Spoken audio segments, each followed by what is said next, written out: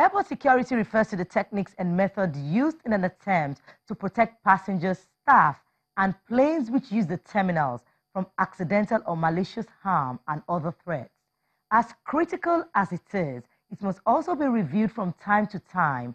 That's our interest on the program.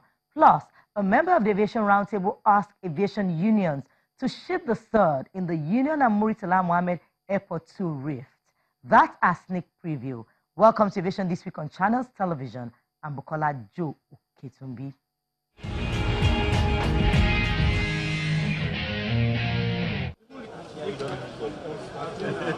Large number of people pass through airports every day.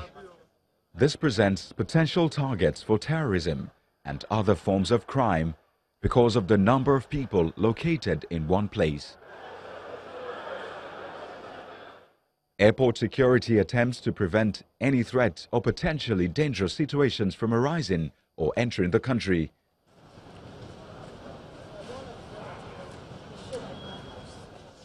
Airport security refers to the techniques and methods used in an attempt to protect passengers, staff and planes. Without security, no development. Without development, no security. This is a known fact. And we know areas that we are lacking. And we know that we are striving by all means. By the federal government, the ministry is doing its best. Fund is doing its best. Other stakeholders are trying to do their best. One of the first layer is the screening of bags as passengers make their way into the terminal here.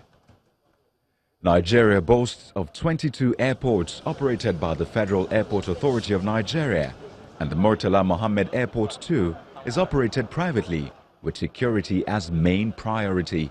Airports are highly regulated and employees need to pass background checks to work in highly restricted areas like the security identification display area. And while terminals do create procedures and processes to ensure that passengers and equipment are safe, there is need for review.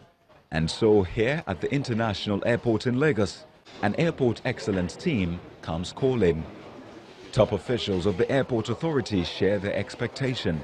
We got to a stage and we had to comply with all the aircraft safety standards and regulations.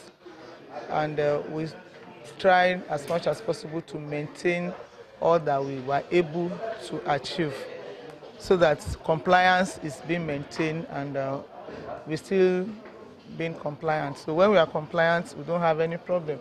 We are on a good pedestal, but there's ample room for improvement.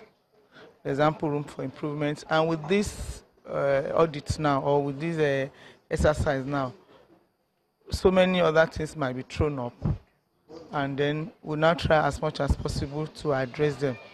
And that is what we'll work towards.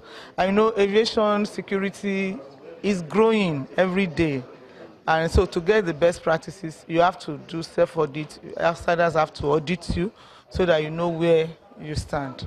We try as much as possible. Anytime we have an open item, we see how best to approach and close such items, and in line with the best practices.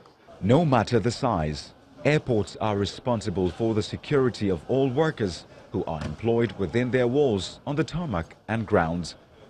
The challenge is 90% of those people don't work for the airport. They work for the airlines, TSA or different vendors that reside as tenants within the airport. Airports need to provide a friendly and efficient experience for their tenants.